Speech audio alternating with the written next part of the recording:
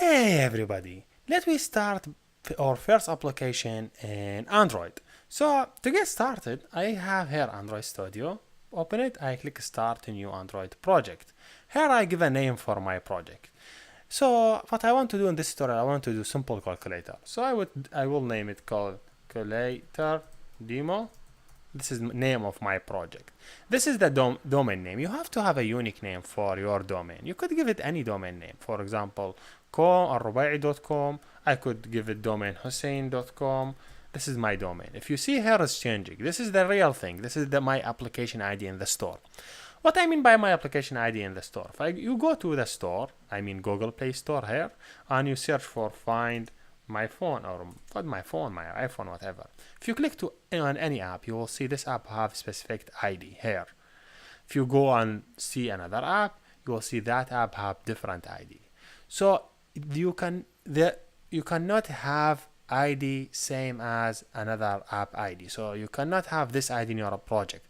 If you have it same, you cannot upload your project to the Google Play. So make sure you have unique ID. If you see here, this is the ID. If you want to change it also, you could edit here. For example, you could change it to com.hussein.calculator. To make sure there is no ID like this one, just very basic, just go back to and replace this one with this ID and make sure there is no other ID. So if you say not found, that means no other people using your ID, which is great. This is for upload time, not now. So here, do you want to use C++? No, I'm not using C++. Here, you define the place that where you want to save your project. By default, I save it in the Android Studio project. You could select any place to save your project. I will click next. If you see this screen you define which type of application you want to develop. Here, I want to develop phone and tablet. And all these tutorials, we will talk about phone and tablet. You could develop application also on Android using Wear devices or TV. All these using same way, but for all tutorial we will focus on phone and tablet. If you see here, what's the minimum SDK? That means what minimum SDK you want your application to support. If you see or you know, Android have API from 1 and now they are in 25, which is Android O. So if you say I will support 19, that means any version before 19 this application will not work on. So make sure from this one. If you want to support 23, any version before 23 will not work, but 23 and after will work. So I prefer to use 15 because it's mostly like you cover most devices. Don't do last version. If you do last version, so you will cover only the devices who have Android O, which is only around 1% from the market. But if you do like this thing, for example, if you see, if I change it to 19, he say, hey, you will cover 73 from the market. If I increase it to 12, we say, hey, 97 of the market. If it's 12, I would say 12 is best. I don't prefer to go to 9 because there is some features does not work on 9, so it's better to do it 20, 12 and after, and because you want to use ads next. So see how many devices I could cover if I do it 12. So now this application will support device target API 12 and after. Click next. Click empty activity. I will not change anything by default. Keep it on empty activity. If you see, he will do for us main activity. Just focus on this name. Click finish. We will wait for some time until he will create complete project for us, or very simple Android project. Doesn't have any complex thing.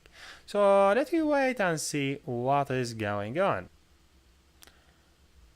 Here we go. After a while, this screen is updated and you will see this one. Just close it and you see you have number of folders.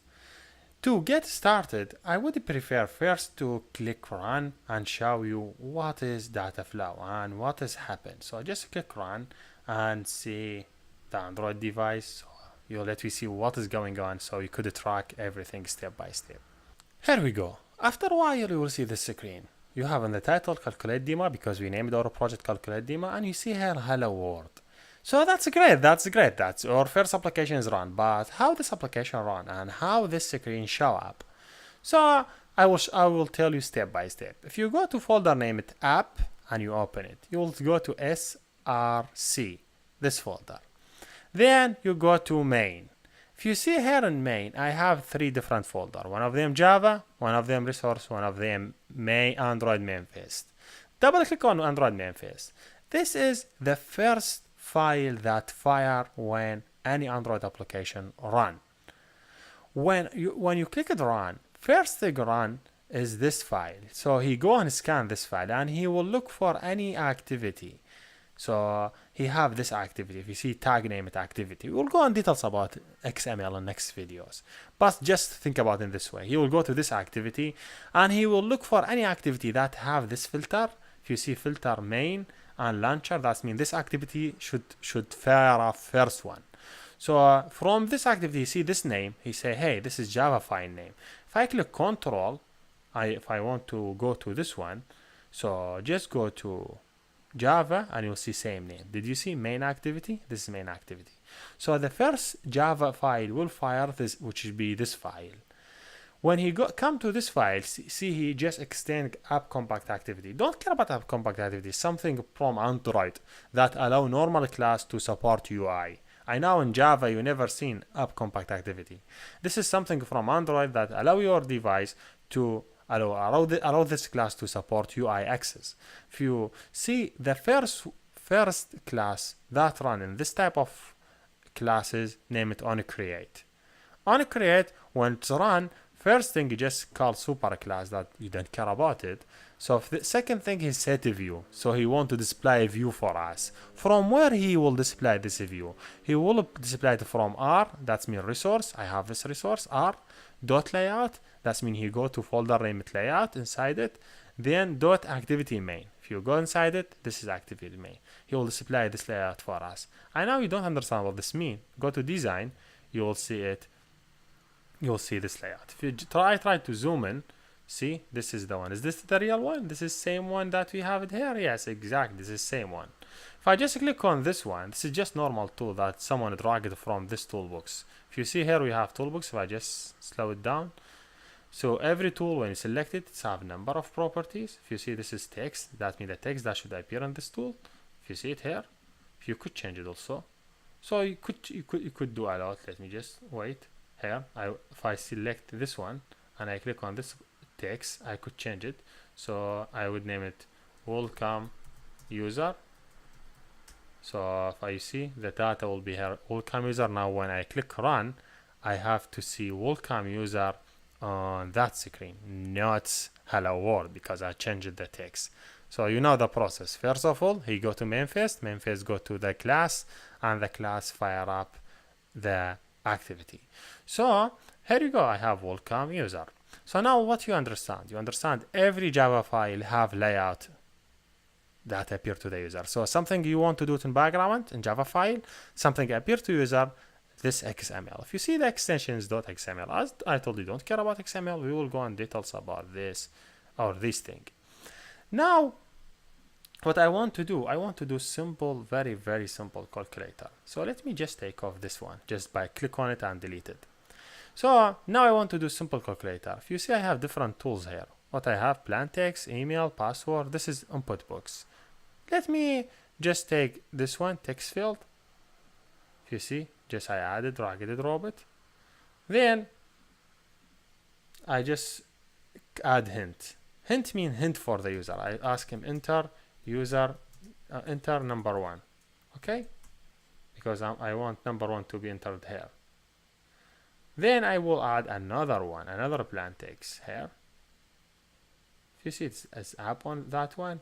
Also I add hint, I will say enter number 2. That's mean hint to the user. But if you see already there's a text here, try to delete it. The text, that means there's something contain inside it. And this one have a text, I will remove this one also. So yes, I just remove both of them and I have 2 input fields. I want to display the results. So if you see, this is just input field, something I want users enter inside the data. So I want to display a result, I have to have this one, text field, text view. Text view use it to display a result. So I add this one here. So I want to do process, I need to have a button. So now go and look for button. This is the button. Here is it. And see it, here is the button. If you click, see, this is the properties. I will say sum. If you see, they change the title of sum. So every item here in the layout when you click on it, you see he have different properties. You could manage this item from properties. If you see the text, hint, so see this one, the text is, you say name it the results, whatever, the data inside it. But now, you say you think you define this layout, you want, when you run it, you will see it in the same thing that you expect. It may appear and may not, because we did not add any constraint to manage this layout. Let me wait and see.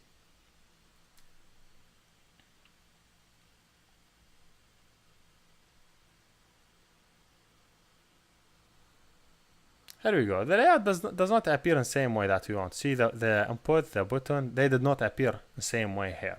So what we want to do, we want to have a constraint. So I have to add constraint from this way and this side. That's mean, hey, always this button add constraint from this side and add constraint from this side. That's mean this button always added in the middle. If you want to remove any constraint, just click here and delete it if you don't want it. If you want to add it, just click here and add it. So I want to add also a constraint app. Constraint mean you want to pin something. So I want to pin this one in this place all the time. So I pin it from this side, this side, this side, which is great. Also, I want to do this one, same thing. I want to pin it to the app one. I want to pin it to this one, this side, and I want to pin it that side. Hopefully now I have it everything. Hey, he already pin it for us from this side. I just pin it again. Just remove it and pin it again. Okay, now I have this pinned from, this pinned from this side, this side, this side, and this one pinned. This one, what do you think? From where I have to pin it? For sure I have to pin it from this side. And it is prefer to pin it also from app, so he always keep it in this place. So I always keep it. Hopefully I just pin it correctly. Okay, sorry, there's some pinning, wrong pinning. He also add pinning for us, so it's better to up. I will remove all the pin. See, I have here some pinning problem. So remove all the pinning, take it up for you. And he already add pinning for us. So to avoid this thing, just stop pinning and remove any pin to make it easy for you. And add it connected to this one. Up. Wait. Remove. Wait. Pin it this one, pin this one to this one, and also this one to this one. I try to keep it in this place all the time. Also, I want to pin this button this place. You could pin it from this side and pin it from this side, hopefully. See, the pinning is really easy, and you pin it from this one, hopefully. You have to pin it to the point. So here you go. Now if I just rerun it again, I have to see everything, pin it on its place.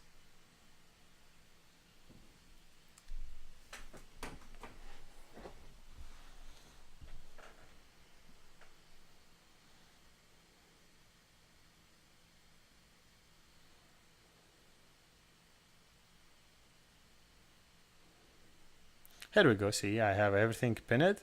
Even if I change the screen mode, still everything pinned without any problem. So button 1, button 2, button input. So yes, that's great. So now I want to see the hint that I add hint. So enter number 1, enter number 2, result, you'll see it here. So now yes, I have a layout. Now I want to do interaction between the layout and the Java code. I need someone enter data here, click some, see result. First of all, how I could access to this one to read the data from it? It have to have a unique ID. If you go here, you have to see here it have ID. So let me name it edit text. Hopefully, again, let me name it edit text number 1. Okay, yes, change the name. I will change this one also to. This one was edit text number 1. Sorry, this one should be edit text number 2. Just give it ID so you could access to it. Yes. And go here, name it this one text view result. You could name it a result in this way. So you want to show the result inside it. This one, the button, you could name it BU sum. Now I have everything have specific ID. This one have ID ET number 1. This one have ID ET number 2.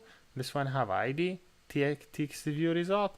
This one have ID button sum. Now I want to, when someone click on this button, I do the process. So first of all, I have to have event click button. So it's better to go here and do button. Let me name it BU click. This menu define event. I define event, name it BU click. Click enter. Now if I just go to text, I will see everything. Don't care about what happened here. If you just click preview, we will go on details what this means in next video. But if you select the button, you'll see button highlighted here. One of them, you see this red line. That's mean, hey, you said I have event name it button, but you did not implement this event yet. Just click on the error and click create button main. If you see, he went to this class and he create button event for us. This is button. So this one will fire when button is clicked. Why?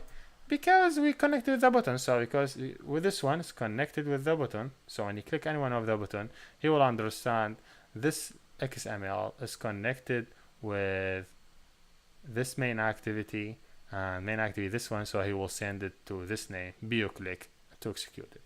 So let me go step by step. First of all, I want to read the data from this one and this one. We say this one name it ET number 1 and this one ET number 2. So how to access to it? If you see this one, when you click on it, you'll see have a name, edit text. Is that right? Edit text. Copy the name only. Just go here. Define edit text. Name it number 1. If you see, it doesn't work. This is one important part in Java. You cannot say edit text in this way. If it's capital, you have to write it capital. So you have to start edit text. If you see, let me name it edit text number 1. If you see when I define it, he just already import something, name it edit text. This is he will use it. Also, he define edit text second one, edit text number 2. Now I define it here. I need to initialize that. I need to connect this variable with this edit text. This is important part in Android. So this name it edit text, name it edit text number 1. So I connect it. Okay, I will say I have edit text equal. I want to, from this Java file, access to this UI. How I do? I will do find view by ID, look for resource.id, the one that name it edit text number 1. What we mean by this one, and this one you'll see it a lot. That's mean, hey, I have the Java file. Go and look in my layout for something named r.id.et number 1. He will go and look here for et number 1. He will see this one, et number 1. He will take it, take all this object with the properties and method, and he will assign it to this variable. Because this one is UI and this one is edit text, so you need to do casting. So just open here and do edit text, and you're done. Do same process for the second one. Just copy, paste it. You done edit text 2 and this one 2. Okay.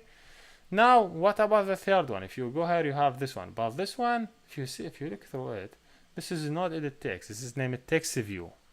Text view result. Is that right? Okay. You have to define here not edit text. You have to define text view and make sure you start with capital. Okay? Because it's capital. So name it text view result.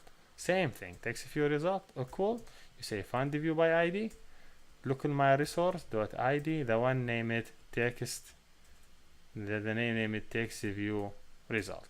He will look for it and bring it. Because this one UI, this one text view, you have to change the same type. So you have to change it to text view. That's great. Now these three of them are connected. Okay. I could do now when application loaded, this variable already will be connected because they are public. So now I could access to them from here. So I could read the data inside first one. So I say, okay, integer number 1 equal. I want to read anyone whatever the data that entered in this one. This one, if you go here, it have a number of properties. One of them is the text. That means the text inside it. So whatever you write here should appear there. Okay. So this is the text. So I want to read this value. So for sure, object name dot properties name. So what is the object name? Is number 1. So edit number 1 dot properties name. It get text. That means bring the text from the number 1. Dot to string is better to change it to string. But if you see, this is string.